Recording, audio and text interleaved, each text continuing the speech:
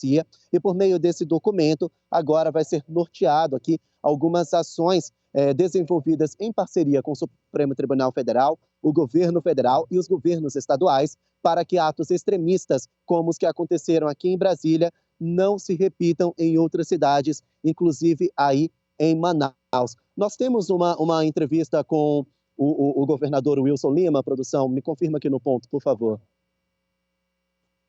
Vamos chamar então uma entrevista do governador Wilson Lima. Eu falei com ele assim depois que ele terminou essa reunião com Lula e assinou esse manifesto. Vamos ouvir o que disse o governador.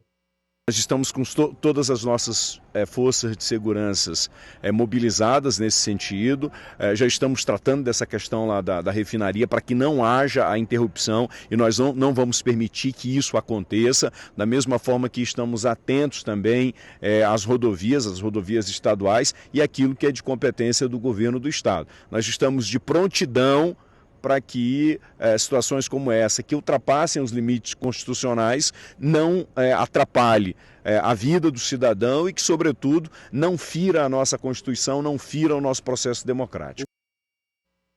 Está aí, então, o governador do Amazonas, Wilson Lima, também condenando esses ataques extremistas aqui em Brasília e dizendo que o esquema de segurança aí no Amazonas também está reforçado. A Secretaria de Segurança Pública do Estado também está de olho nas movimentações. Logo depois disso, Wilson Lima, presidente Lula, a presidente do STF, Rosa Weber, e várias autoridades políticas desceram a rampa do Palácio do Planalto, cruzaram a Praça dos Três Poderes a pé e foram até o STF analisar todo o quebra-quebra que aconteceu ali no prédio, o STF, que foi o prédio mais prejudicado durante esses ataques extremistas. Emanuel. Igor, deixa eu aproveitar a tua experiência e formação como cientista político, porque o que essas pessoas que vandalizaram Brasília conseguiram no domingo, eu penso que vimos na reunião desses governadores.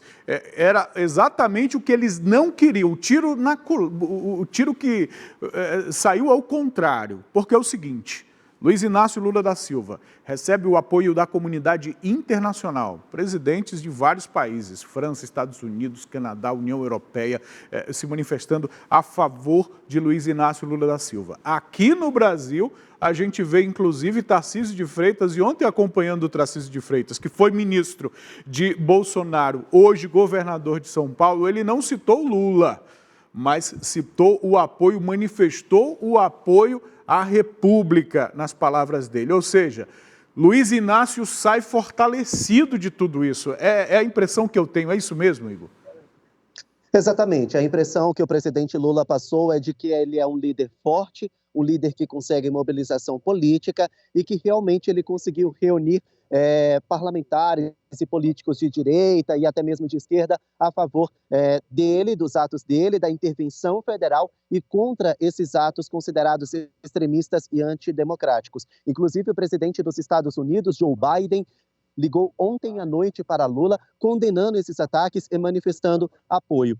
Governadores do Nordeste cederam agentes de segurança de lá para virem até Brasília para ajudar no esquema de segurança. E como você bem disse, até mesmo governadores pró-Bolsonaro, como Tarcísio de Freitas, de São Paulo, que foi ministro da Infraestrutura, ele manifestou apoio a favor da democracia e ainda condenou esses ataques extremistas. Então, Lula conseguiu reunir a maior massa de políticos que ele podia, nesse momento, a favor dele, a favor da intervenção contra os atos, e até a Bolsa de Valores, o mercado financeiro, agiu positivamente. Ontem nós fechamos com quase 1% de alta, e pode ser pouco, mas tivemos consecutivas quedas na semana passada no mercado financeiro, na Bolsa de Valores, e no meio de atos extremistas, instabilidade política, ataques à democracia, ainda assim o mercado financeiro reagiu positivamente. Isso significa que Lula conseguiu exatamente aquilo que ele queria, que era o apoio do maior número de políticos e autoridades que ele podia reunir. Isso é bom para a imagem dele